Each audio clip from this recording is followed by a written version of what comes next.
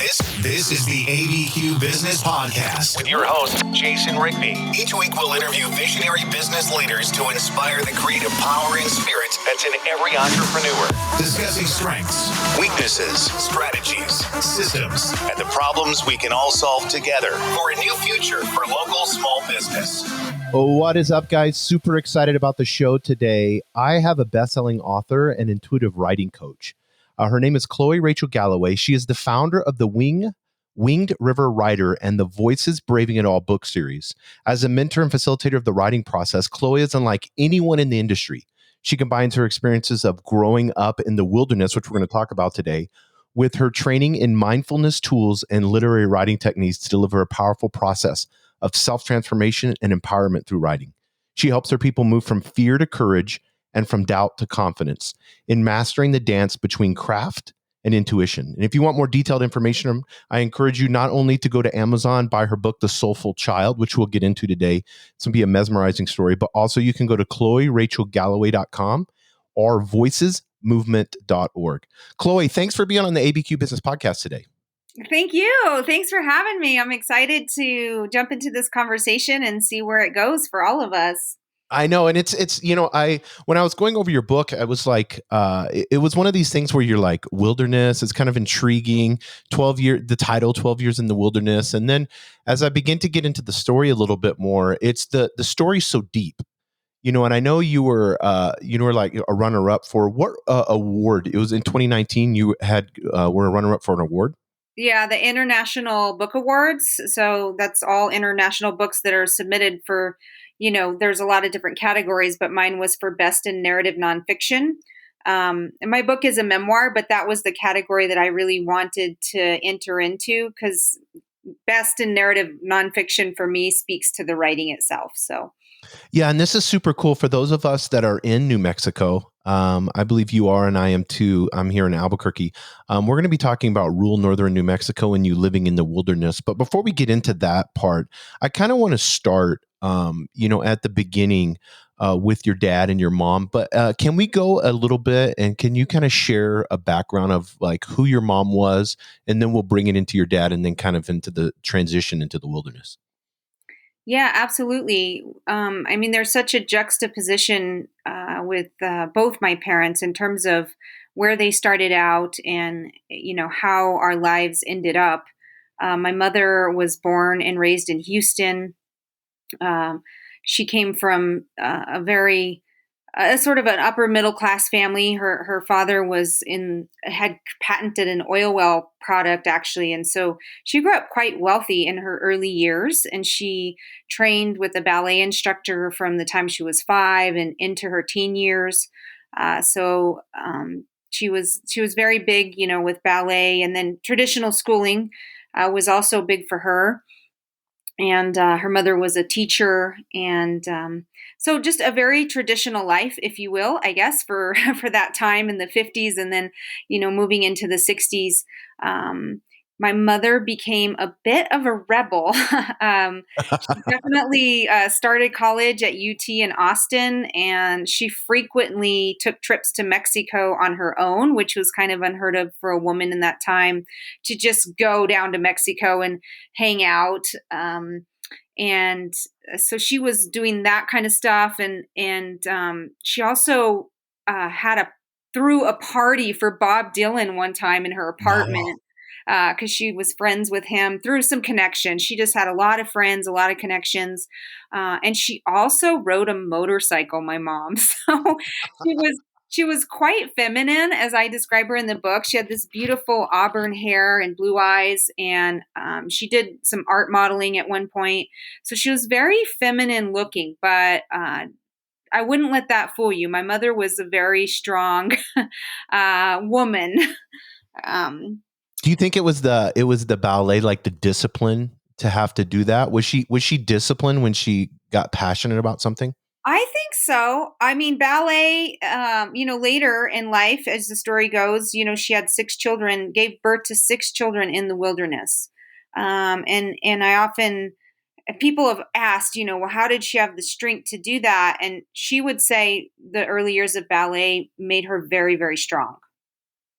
Yeah, and it's something when you look at that time frame too, especially in the 1960s, and then having that opportunity to take, a literal rock star and have them in your apartment and have connections and be friends. What was now, as we get into the story, and when she meeting your dad, was there a connection with that? Is that how Not they ended up meeting? I mean, they were so funny. They both went to UT, Hmm. the University of Texas in Austin, and they didn't know each other. And my dad tells the story of seeing this really beautiful dancer, auburn-haired dancer, crossing the street at UT, and he said, "I'm going to meet that woman. I'm going to meet that woman someday." But he didn't meet her there on campus. So it Mm. was really a wild story how they were both there going to school there. And they were both very charismatic and, into music and art and things, and traveled in similar circles, but had not met yet. And so let's get into I want to get into your dad a little bit because I want everybody to understand, because as the story progresses, you're going to see the personalities in these characters begin to flourish. But I'm kind of going to your dad a little bit. Yeah, so my dad, he grew up actually with a father that was a minister, and started out actually as a judge and ran for Congress in Texas. And my grandfather Ira came from a family of five brothers. I think all of them but him were Texas Rangers.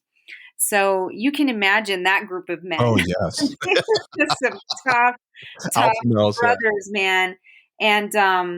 And my father, just he grew up, with a very traditional background, a pretty authoritative father. My grandfather was in World War II, and he flew on the bomber planes Mm, during World War II. And when he came back, my father was born.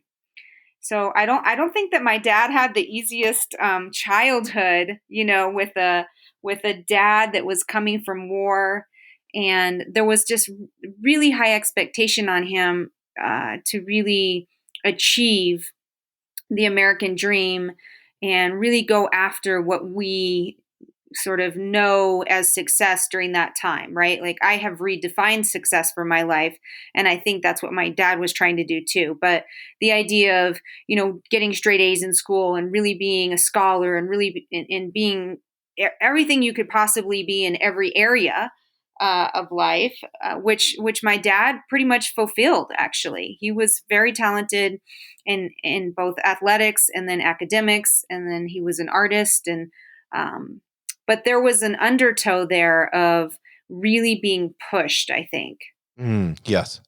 Yeah, I mean, you still see that in society nowadays, with this idea of, and I know you, and we'll get into this later, but I know you work with writers, and there's almost this, whether it's ego or whatever it may be, where there's this, I have to write today, I have to push. Yes. There's almost the same thing. What do you say? And we'll take a side note on this, and then we'll get back with your dad. But what do you tell writers that have like this negative, part of where like their ego, the critic is Yeah, putting them down?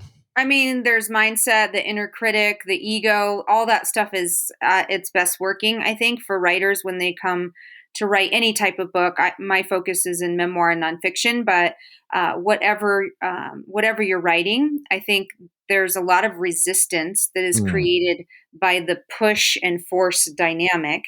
And so my work really is to help people to move from the push and the forceful uh, that forceful inner critic sort of area that craft sort of can tend to push us into, if you will, because there's a bit of perfectionism there, right? Like if yes. you just craft the perfect scene, or if you craft the perfect exposition and the perfect characters, then your book will be perfect. My work is really to bridge the gap for the author to step away from all of that and surrender into the higher self and into their true voice, which I believe comes from their gut. It comes from the core, not from a space of the mind or the head. Do you think that surrendering, and I don't want to get too far into this, but do you think that surrendering to the higher self is what creates, if you want to use that word, creates the creativity in a writer? Yeah, I mean, there's a divine dance happening, right? I mean, there's so much more that goes beyond just the workings of the actual brain, which I studied because I studied psychology, but there's a lot more going on than just that process, right? So when we talk about surrendering, there's a lot that we can talk about in terms of what we're surrendering to and how that helps to cultivate creative expression and really birth the full creativity of a person. Yeah, and when you talk about surrendering and creative expression, we saw this with your mom and dad as they, and I don't want to skip into the story too bad, but in San Francisco, can you kind of go into that when they kind of push back? I know this is the 1960s, but when they kind of push Yeah. back against both of the way that they were raised. Yeah, pushing back against the traditional upbringing. And I think many people during the late 60s and 70s were pushing back, right? That was the counterculture movement, if you will, Mhm. pushing back against the norms, the status quo, the traditional way of being raised. But underneath, knowing the backstory of my parents, and I think there truly was a feeling of oppression and heaviness and Yes. weightedness that was pressing at them, and and coming into art form and self expression, which they were both doing, right? Um, I think that was a huge part of the pulling away from it all. And when they because your dad was into music, and then obviously your mom was around those circles with music. What was your dad like when, I mean, would he light up when he was playing, or like what were some of the things that you saw with your father in music? I think that music was the connection to the soul for my dad. Mm, Um, I think it totally transformed him, and I think he knew that. So he had a rigid side. He had a side that had a lot of fear. He had a side that had a lot of anger, and that traditional world where I say machine pressed upon machine, man pressed upon man, mm. was the world that he was born into. And I think that music freed him from that world. And that was when I saw him at his best, when he was playing music. Now, whenever you look at, art in general, whether it's, music and creating that art, or it's writing, because that's an art form, what are some of the things that you share with those that you coach? Because you have a coaching program and you have retreats and stuff like that. What are some of the things that you share with them in understanding it, one, as an art, and then two, allowing that to be expressed? Yeah, well, there's a lot of different variables. We talk about mindset and how our belief system coming into the art form of writing, is what I deal with. How our belief system about ourselves and our ability or our thoughts around our lack of ability impact us immediately, right? So I address these things very head on. It In the world of writing, where I studied writing for many years, and I worked with Jennifer Lauck, who's renowned for memoir writing, Mm. and all these writing courses I did the Taos Writers Conference for many years. Nobody really talks about this stuff. We just keep going after that perfect scene again, but we Yes. don't talk about the mindset that becomes the barrier to reaching ourselves and our voice, where we can write a really great scene, for example, on the first shot. In the world of writing, I always heard, Anne Lamott, who I actually love. I mean, she's a very talented author, and I love her work. But she talks about the shitty first draft. How Yes. you might write 100 shitty first drafts, and although I believe that gives us a sense of permission that can be helpful, I come from the place of, if we can work with our mindset and get our mindset on board, we may write a kick-ass draft that's just so powerful the first time that we write it. And so I know that potential is there. I've lived it in my own life, and I help writers connect to that part of themselves where they can express that express that cleanly, that purely, just dropping in, I call it, right? Like we see athletes play basketball on a court or, all these things that we idolize in our culture, and they are in a zone state, right? We know Yes. what that is. Well, we can do that with writing too. It's just that's not something that is part of the process in the world of craft that is learned or taught. That makes sense. And I want to go back to what you said. You were talking about, working with people, and this is kind of that missing part. But I want to kind of correlate it in the story with your parents and you with these 6 children is the shedding the belief system. So, when did your parents start? I know this is 60s and 70s like that, but when did they really start becoming who they were in the sense of shedding that belief system? Yeah, well, again, it's a process, right? But I do think if we're looking for defining moments, there was the first process where they made this decision to leave the world. Okay, so Yes. the two of them together, no children, made a decision. They were in San Francisco, and then as you see in the book, they went to New York, and then they were kind of all over the place, but they made a decision to get off grid, to get out of the machine, if you will. And the first stage in that was with a community, and that was in Placitas, New Mexico, which is known to most of us here. I don't know how many people in New Mexico know that there was a commune there during the late 60s and early 70s, where a Mm. lot of Ivy Leaguers and a lot of people from the counterculture actually came from different states and came to New Mexico for that particular reason. So they started out there, and that was one defining moment. But then another defining moment came for my father when he didn't want to be around the drugs. His purpose and his calling to be in nature and to be with God didn't have to do with drugs and the whole hippie movement. And part of that was drugs, which I understand, sort of the enlightenment side of that, if you will. But there was another side that was just like intoxication and too much, and my dad wanted out of that. Yeah, when you say leave the world off grid, like they went off grid, how important? Because you see that with writers, they'll who was it, Mark Twain, who got the lake house or whatever, and then stayed in there all summer long. Oh, and Thoreau. So Yeah, Emerson and Thoreau both actually, because those were two mentors of my dad. So he really loved those guys. I knew a lot about them, even though I didn't go to school when I was young. I knew a lot about Emerson and Thoreau. They lived off grid too. So yeah, a lot of writers have done that. what do you suggest that, like, maybe not off grid, but renting an Airbnb or just kind of like leaving the systems and leaving the Oh world for a yeah. while to clear up your brain? I mean, oh yeah. I mean, that's what my retreats and my immersion for writers to come into the experience is really to get them out into nature.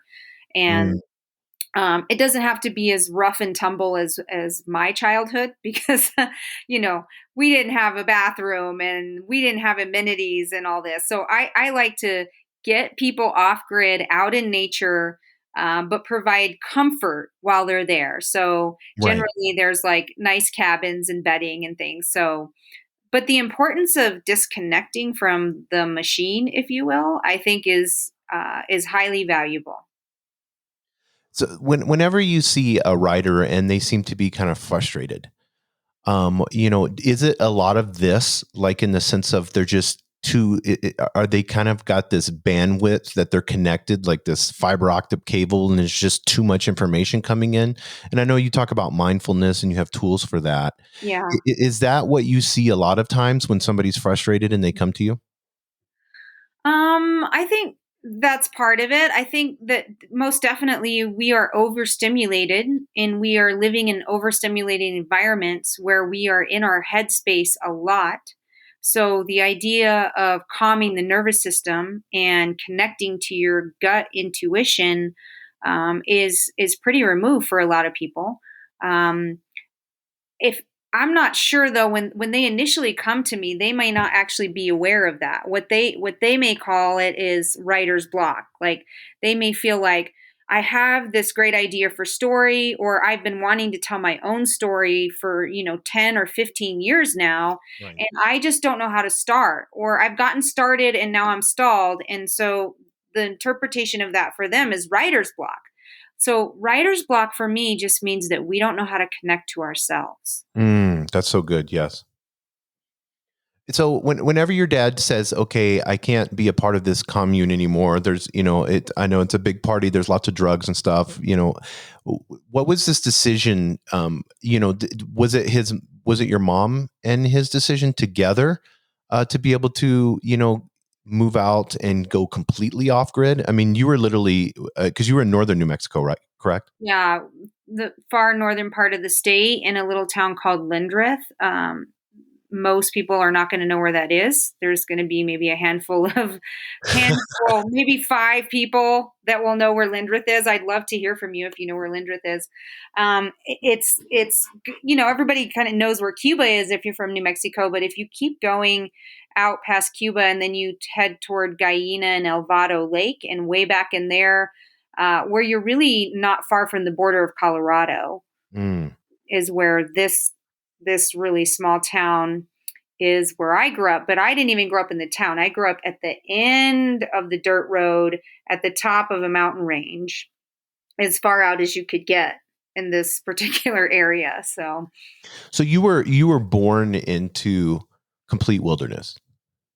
Well, where I was born, there was actually a house. I was born in a one-room stone house you had to park your car. You came down a long dirt road, um, and miles, maybe 10, 15 miles from a main road, and then down this dirt road that went up a cliffside. You had to park your car and you had to hike several hundred yards up this hill to get to this one-bedroom stone house.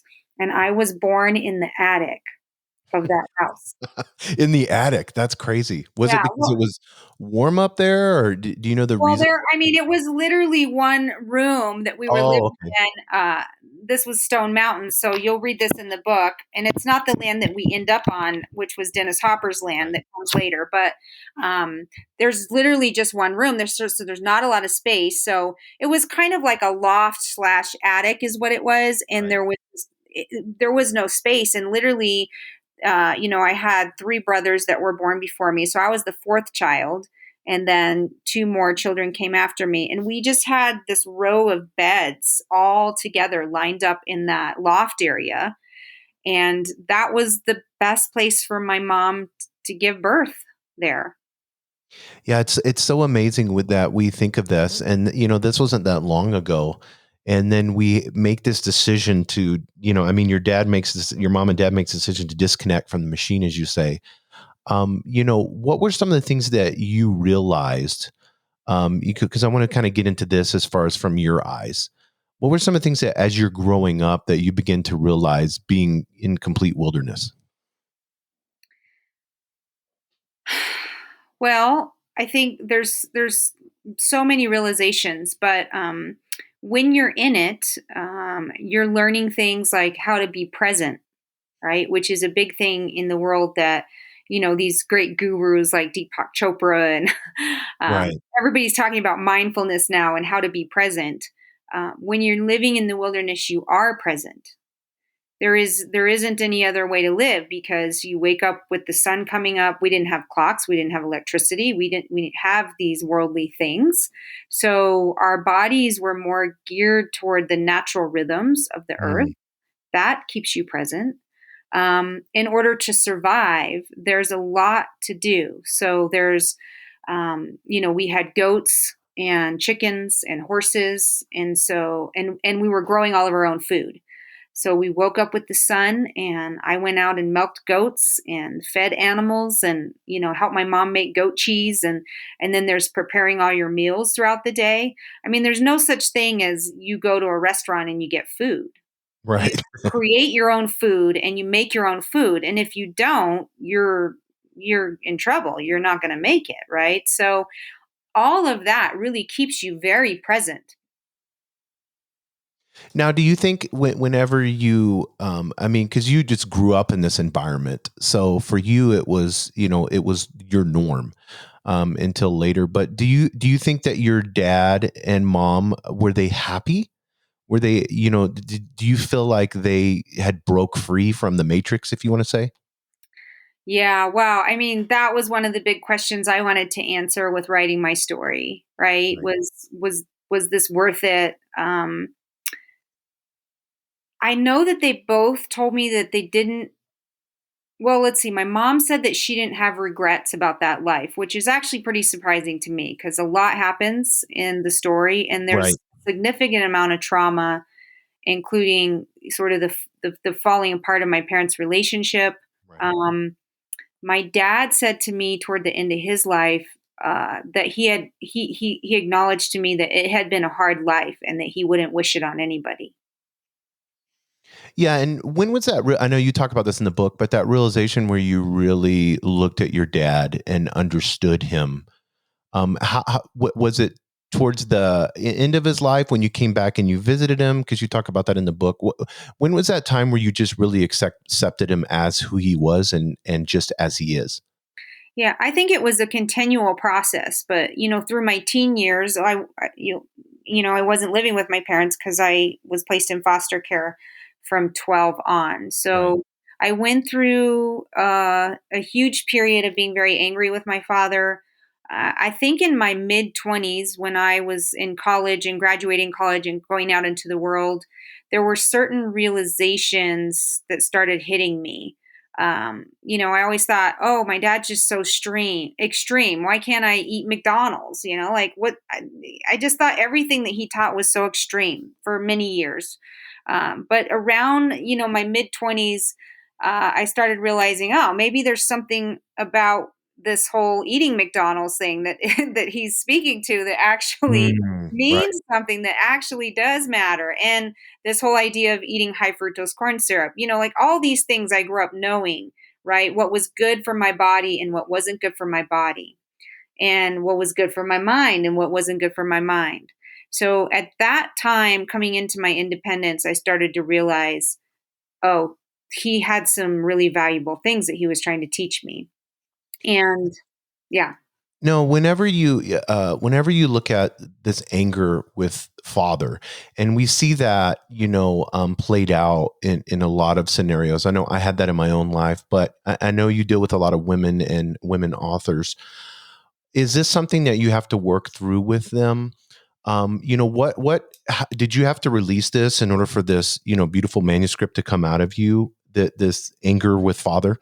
Oh, absolutely. I mean, I think I kept evolving all the way through my 20s into 30s. And then finally, I finished the book at, when I was 38, I finished the book. And so for most of my 30s, I was working on my craft of writing and also writing the story. And a lot of that was letting go really what forgiveness actually is. It's a Mm, process. It's not just a moment, right? right. Um, and so when you write about characters and story, and I definitely do help my writers process this, whoever they have anger with, whether it's their mother, their father, a friend, whoever it is, we need to see our characters from all sides. So typically, if we have a lot of anger, we see our characters through maybe one or two sides. We have this narrative and this belief that we have been holding about them. When we start to write the character and we start to see all different possible sides and their backstory and why they may have made choices they've made, this is an actual craft way of then stepping into forgiveness, because that craft gives you perspective and it gives you a lens through which to see the characters very differently. And then there's an energy process that backs that up, where it's like, okay, now we're getting into the energy and that anger that's stored in the body, and how do we let that go? Yeah, and this is something that's never really spoke about, and I love this. And when I was going over your website and looking at everything, especially on the coaching that you do and the retreats that you have, this mindfulness process of understanding self and getting into, whether it's spirit or that's something that has always interested me. And it's something that I think, and you talk about this, and I kind of, because I think this is going to help a lot of people, especially those that are interested in writing something, how writing is healing. Absolutely. I mean, it's healing on so many levels. Again, on that, giving you some perspective. So helping you to have insight and awareness and take a look at the narrative that you run about your own life. We walk around with a particular story about our story, right? Right. Until we're willing to see more, until we're willing to see, okay, I have this particular story that I carry about a piece of my childhood. And are we willing to dig deeper? Are we willing to look at it through a different lens? And the writing is so revealing. And this is not something that we can really come to through verbalization of it. From my experience and what I found is that the writing is a deeper subconscious work, and so it's soul work. It's really the soul speaking wisdom to you Mm. that you don't have otherwise, and that's how it shifts a narrative that may have been stuck there for a really long time. Now, I mean, just the title of your book alone, and you talk about this, the soulful child. What is the intent of using the word child? Is it getting back to that eternal, soulful, creative voice, or did you have something of just using the word child, kind of just in explaining the whole journey of the wilderness? No, I mean, I think it captioned my story in essence entirely, because the story follows me all the way from birth, and my siblings, right, as well, through that wilderness journey, through, that whole experience of all the lessons and what I was getting moment to moment in that experience. And I believe that every single one of us has a soulful child within us. And Mm, the soulful child to me is a child that has a deep knowing. We're very wise. Children are actually very wise. yes. So, like when you get into, and I know you've worked with, New York Times bestseller. When you get into mentorship, and I know that you're a mentor for a lot of writers, and because this is a business podcast, and I love to talk about all kinds of things, but mentorship is so important, and a lot of people don't realize that coaching and mentorship. What are some of the things that you see that not only in your own life but in helping others with the mentorship process? Yeah. Sorry, I had an interruption there. So the mentorship process is it's so huge, Jason. I think that when we're talking about mentorship, we're talking about leadership, and we're talking about trust, and we're talking about integrity, and we're talking about how we embody those things, right, when it comes to mentoring and leading others, which for me is just fundamental in business, because business for me is not just business, right? Business is personal. Business is intimate, or it can be. It not that it necessarily is, but it certainly is for me. Yes. Now, because I'm going to encourage everyone to go and purchase on Amazon. If I have a Kindle, so that's how I read. But the Soulful Child, 12 Years in the Wilderness. Many times, and I read a ton of books, and I'm always guessing what the author's intent is, through the whole book, kind of that macro look. And you're always kind of like, I wonder what they're thinking. I wonder what is the true intent in this? So we have an amazing opportunity right now, not only to purchase this book, but then also I get to ask you this question as an author. And it's not just takeaways. I don't like that word, but and I know you've mentioned this with the soulful child part, but when somebody purchases this book and they begin to read the book, what are some of the things as you as the author in crafting? I mean, basically it's your story, but what are you hoping that they get out of it? I'm hoping that right away they get connection. I think that when we find our voice, our energy as the author actually comes through the voice. And Mm, so I wrote this book, from the place of my heart and my gut, more than I did my headspace, which for me was intentional because that was the strongest point of connection I could have with others. Secondly, I really am inviting them into an experience uh, with nature and with spiritual connection, and those two things are really valuable for me in terms of making an impact on humanity. I think that we are in great need of connection and Yes. connection to each other and connection to nature and to spirit. And so I feel like all of those, I'm hopeful anyway, and I hope that you got some of this from the story, is that through storytelling, you're actually being invited into the message about those three things, right? Without me saying it per se, right? Because that's where storytelling is good, is when it's an invitation to you, the reader. Yeah, and I think this is so important, especially, and Chloe, you know this, especially right now with everything that's gone on in 2020 and coming into 2021, and we're seeing, depression reach all-time highs, suicide reach all-time highs. This connection, not to be able to, and that's so beautiful, and I love that when somebody reads this book, and hopefully they can understand and that they're not alone, that they have this wisdom inside of themselves that is eternal, that they're able to have the ability to be able to heal themselves, that they don't need another guru or another book or another program or any of those things, that wisdom, like you said, is inside of them, and making that connection in nature. And that's one of the positives I've seen, and I've been super excited as people are, we've kind of slowed down with the rat race, or like you said, this big machine, Yeah. and we've been able through this horrific situation that's happened globally, we've been able to connect with nature a little bit more. But whenever you talk to your writers and coaching, and you get into connection, what are some of the things that you see where people may be disconnected, that you kind of push, I don't want to use the word push, but maybe guide as a mentor into being able to connect?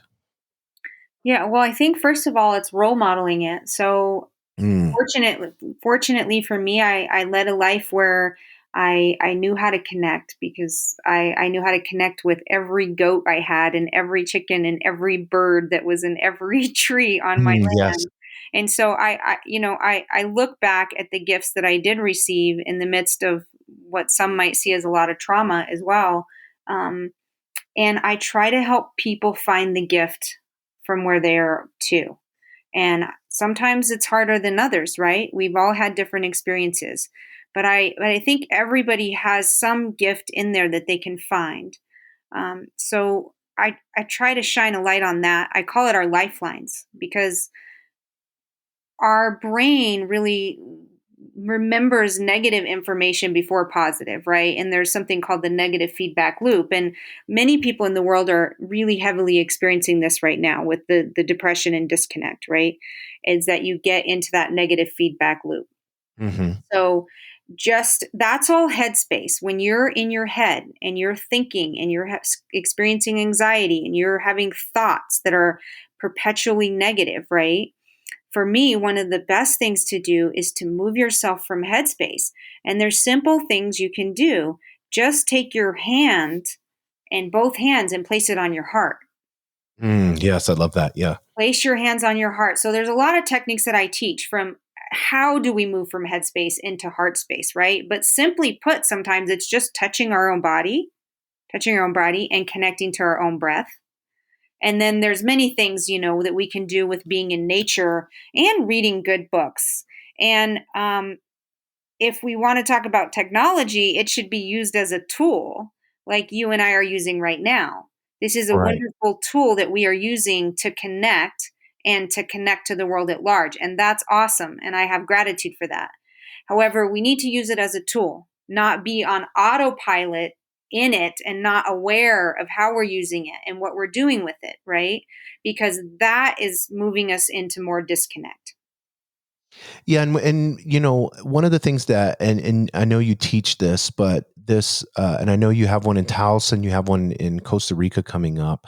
I want to get into, with the time that we have left, I want to get into the retreat, and if somebody is actually, they're wanting to write a book, or they're in the process of writing a book and they may be stuck, or, what is the retreat about? And I know that you also do coaching. Can you kind of go into that a little bit? Yeah, so thanks for asking. All my retreats really are to help us return to the roots of ourself and our story. Mm. And that's a powerful word for me, returning to the roots. Um, so it's meant for anybody that really, you can be a beginner, you can be wanting to tell your story and not having gotten started yet, or like you say, you could be already in the process of writing a book. And what I do is I bring people into my whole process, which is kind of what we've been talking about. It's about what is the difference between writing from the place of craft and just being in your head, and how do we move from just writing from headspace, right, where we're analyzing and problem solving things, which can be helpful in some areas, but it can be very unhelpful in other areas, like processing emotion to write our story, for example. So then how do we move into heart space and into intuition? How do we actually get there? That's what I lead people through. And find that flow and that rhythm and that zone state for writing, where we can just really write the story fluidly and it just starts coming out, right? Versus spending a lot of time problem solving it. So we don't really problem solve at my retreats, we process. Mm. So we process energy, negative feedback loops, anger, shame, guilt, whatever emotions we may have attached to the story. That creates a heaviness for us. We have to move that heaviness actually through the writing. Okay, so the retreat really embodies my entire process, of helping people learn these techniques, move through these techniques, connect to their voice in a way that they probably have not before in their life, and then really get writing done too. Because my goal for aspiring writers and writers coming in is to get writing done, to actually leave my retreats and have a lot done on your manuscript. So you're moving toward your goal. For many people, they want to get published, and so we don't want to just publish any book, right? We want to publish a great book, one that we feel really in alignment with, to put out into the world. Yeah. So, And one of the things that I know is this fear of being intimidated, and I've looked at that even inside of myself. It's like, well, I don't, how can I don't know the English language that well, I mean, do you have processes with that, dealing with the fear of they have this amazing story. They want to write this beautiful book. And yeah, at the same time, it's like even just getting started because of fear. oh, absolutely. Well, I think fear is one of the first things that comes up, right? So, we dive into dealing with fear right away. And the first thing that we do in terms of supporting our way out of fear is dealing with the mindset and the belief systems. Okay. Then what we do is, once we can get a hold of our mindset and we have more awareness and we see that our fear is coming because of thoughts, feelings, and emotions that are created from us, then we have more power in dealing with that fear. Secondly, we want to build confidence and the muscle, right, of understanding the craft of writing, which is more of what you're speaking to, right? Like the fear that might come up around your ability to articulate your vocabulary, your ability to craft sentences and put everything together in a powerful way, right? And this is where we then step into craft and we look at, what does it mean to really write a good scene? What does it mean to write good characters? What point of view are we using? What kind of themes are we really trying to bring forward in the story? And ultimately, what is the message that we have to birth for that story? I love that. And if somebody wants to look into these retreats, or they want to look into coaching or whatever it may be, what is the best way for them to do that? Yeah, just go to ChloeRachelGallaway.com, or if you're on Facebook, people message me all the time on Messenger at Chloe Rachel Gallaway. yeah, those two things, and are pretty easy to reach me with. So I know, that's awesome. I see, I was on your website and very, very informative, and I encourage everybody to go there. Chloe Rachael Gallaway. If you go to the book, if you just type in The Soulful Child on Amazon, you can purchase that book, paperback and Kindle, and then it'll have her name. And then you just, I just cut and pasted your name into Google, and then it popped your website right up. So it's a very beautiful story. I appreciate you being on and taking the time, Chloe, out of your busy schedule to be on our podcast. It was a beautiful podcast. And I love when we get into understanding spirit and soul. Everybody thinks this is like, because I have a business podcast. So people think, it's like, oh, this is woo woo or some, weird new agey stuff or whatever. But, we all know what's truth inside of ourselves. And when that truth resonates, like your story, and you being open as you are, and revealing everything and showing everything, and throwing out the trauma, and putting, just having this, beautiful inlay of what exactly life is, and not afraid to share it, completely, and being vulnerable. I think all of those things are truth. And, we look at it and say it may be masked in this religion or this belief system, but at the end of the day, it's what we getting to our true selves and being authentic, I think, is the most important. So do you have any last words? What would you like to leave somebody with? Like I said, I'm encouraging everybody to purchase the book and go to your website. Absolutely. Well, I think you're speaking to that idea of success. And I think that everyone out there listening, this is whether it's business or whatever it is that we're doing, everyone can connect to the idea of what does it mean to have success, and what does it mean to be successful. And from the place that I sit, where I've developed a life around all those elements that you just spoke to, right? Around being connected, and the mindfulness, and actually having a purpose, not just a job, not just Yes. something I do that pays me money. And I know that everybody out there can really understand that. And my hope for people is that through, connection to one another, connection back to themselves, returning to the roots of the self, right, where the soulful child lives in each of us, that we can just get a little bit closer to understanding what success actually is and is meant to be for us. I love that. Well, thank you, Chloe. I appreciate you being on the ABQ Business Podcast. I will put the links in there, and I encourage everybody when they get the email, we'll have all that information in there if you want to. So you have it in Taos, and it's not in the wilderness. I was on the website, and there's these beautiful cabins and stuff like that. Yeah. It's luxurious. It's wilderness in luxury is what it is for my writers. But we do get you out, in beautiful nature. And Yeah, I saw there was yoga and all that too, and yeah, organic meals. yep. Everything that the body and mind need really to get us to our best place. Well, So thank you, thank Chloe. you. Appreciate you being on the podcast, and hope to speak with you soon. Like I said, everyone go grab the book. Make sure you hop on Facebook, friend her, send her a message if this is something that you're interested in, and let's get more books out. We need more books in this world. Awesome. Thank you, Jason. Thank you for joining us on the Albuquerque Business Podcast. And thanks to our sponsor, RigbyDigital.com. Make sure to subscribe and share. And go to abqpodcast.com. Get show notes, resources, and links to everything we talked about today to help you navigate your journey as an entrepreneur and business owner.